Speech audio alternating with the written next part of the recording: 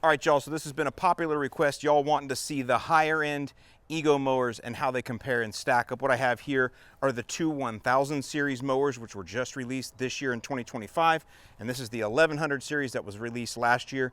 These are the highest end. And I'll say these are mowers for someone who wants the utmost highest cut quality that you can get from an Ego mower. If cut quality isn't something that you necessarily care so much about, then the 600 or 800 series mowers will do just fine for you. But again, if you want that higher cut quality to make the lawn look extra sharp, especially if you're mowing tall like St. Augustine grass or turf type tall fescue, then the 1000 or 1100 series mower should be in your consideration set. So I'll put some of the general stats on the screen for you as we move along, as well as the model number, so you know exactly what you're looking at. So I think the first thing we'll do is look at the two 1000 series mowers. What's the difference in those two? The big difference here is the entry level comes with a 10 amp hour battery. Both come in bare tool options as well, but 10 amp hour battery on this one, which gives you 75 minutes of runtime. And then this one comes with two 6 amp hour batteries that gives you up to 90 minutes of runtime. But runtime is not the only consideration. Think about this. So this one here that comes with the 10 amp hour battery, this 10 amp hour battery will fit on your hand tools. And that's the nice thing about Ego, is that all the batteries are interchangeable. However, a 10 amp hour battery, while it's doable, it's a little bit heavy for a hand tool, especially like a weed whacker like this. It kind of throws the balance out just a little bit. Whereas the 6 amp hour batteries, these are perfect for hand tools. Plenty of runtime, they're not too heavy, they don't throw anything out of balance, and you get two of them. So you got a lot more flexibility. So it may be worth it to pay a little bit extra to get the one with the two 6 amp hour batteries, because you get a lot more flexibility with your hand tools and any other stuff you have from Ego. Now, another difference with this one, and again, I'll put the model numbers up, but this is the entry level 1000, and this is the secondary or next level up 1000. So it does come with the two batteries rather than the one. You get 90 minutes of runtime versus 75 minutes. But then the other little upgrade you get is over here in the handle, is this one has an LED screen. See that? So it gives you some nice feedback that way. Different stuff you can do here, which we can go over. Whereas this one is more of a, whatever you call that, just lit up screen. So it has the same thing. It still has 3 speeds, you know, low, medium, turbo. This one has low, medium, turbo, but this one just isn't an LCD screen, so that's kind of cool. Different kind of feedback you get. You're also going to get battery levels with this one as you go. But the biggest thing I wanted to point out was just, again, the usefulness of those two batteries versus the one. I think it's worth it to pay a little bit more to get the two batteries so you can use them in all your other tools a lot easier. And now moving up to the 1100 series, this one also comes with a 10 amp hour battery, 70 minutes of runtime. So 10 amp hours, 70 minutes, 10 amp hour 75, and that's because the weight is just a little bit different on these. We're looking at 83 pounds here, and we're looking at 69 pounds there. And the main difference in the weight comes because this is cast aluminum deck, and these have the new composite deck, super composite, but the deck shape is the same. So the shape of that deck underneath is the same as this. There's a little more plastic and stuff here because we'll talk about why. But as far as that goes, the deck shape is the same, and it's the deck shape that contributes most to the higher cut quality. So you're going to get very, very similar cut quality on all these. This one's just a little bit better. You'll notice, you see that? See how the wheels are a little larger on the front? Rear wheels are the same size. Again, 1100 series, 1000 series. But the 1100, the front wheels are a little bit larger, and also the weight is displaced a little bit different.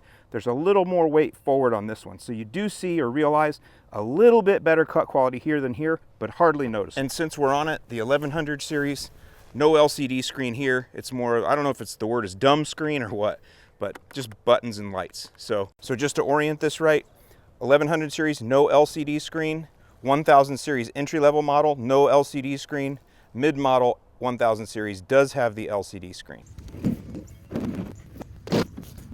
All right, let's talk about some things that I call like creature comforts, for example. So I put one of the 1000 series over there. So I got a 1000 series here and the 1100 series here. And so one thing is that I really like here is we have no mulch plugs. So 1100 series, old school. When you're going back in here, you got a mulch plug that you got to pull in and out, okay? Not a big deal. I mulch almost 100% of the time anyway, so I rarely pull that out of there. But if you're somebody that goes back and forth to bagging and mulching, that might be something to consider. Whereas these, and this is where all this extra plastic comes in. See how the deck right there, it's all nice and clean, everything's around. You got all this plastic and stuff. It's because they got to put all the mechanisms in here. So here, what you have is the ability to go from mulch to bag just in one slip, just like that. I'll show you what it looks like in the rear. And then the other thing you can do, especially if your lawn gets overgrown or real thick and you want to do some bag, some mulch, you can go in between. So you can do partial mulch, partial bag, half mulch, you know, 3/4 bag, 1/4 mulch, or full bag. So that's a pretty nifty option right there. And that one comes on both 1000 series mowers, is that ability to change that like that and no mulch plug. And then another thing to look at here, again, the 1000 series mower right here, you have height of adjustment. By the way, they're all 1 to 4 inches. So 1 to 4 inches is great. So with the 1000 series mower, it's nice and easy. 4-wheel adjustment. Just like that, 4-wheel adjustment from one lever. Whereas the 1100 series, you have a separate adjustment in the front and then an adjustment here in the back. So some of you may not like that there's 2 separate adjustments, front and back, and I understand why, but think about this. Some old schoolers, some old timers, they actually like to rake their deck. And I've tried it before. I don't know if I see an improvement in cut quality when I do that or not, or if it's just placebo effect or it just feels cool, but you can rake the deck, especially for an old schooler. Because you have front and back independent adjustment, you can do the raked deck. You can't do that with the 1000 series mowers. Now they both have the select cut right here, which is great. This is, I think, their best self-propelled system. It's smooth, it works great, easy to change on the fly. And then they have touch drive where you just push one of these buttons and it goes, see that? I'm not sure if they've updated, this is the 1100 series. You'll notice, see the buttons here? They're up a little bit higher, they're a little thinner. But if you look, the 2025 model, this is the 1000 series. See how these are a little bit beefier and they come down a little bit lower, or these are a little thinner and they don't come down quite as low. So I never had a problem with these, but these are definitely easier to push, especially if you like to hold up here rather than down here or somewhere in the middle. You just have a lot more space on the touch drive right there when compared to this. I don't know, and I should check, but I don't know if they've updated this now, because this is a 2024 model. They may have updated this.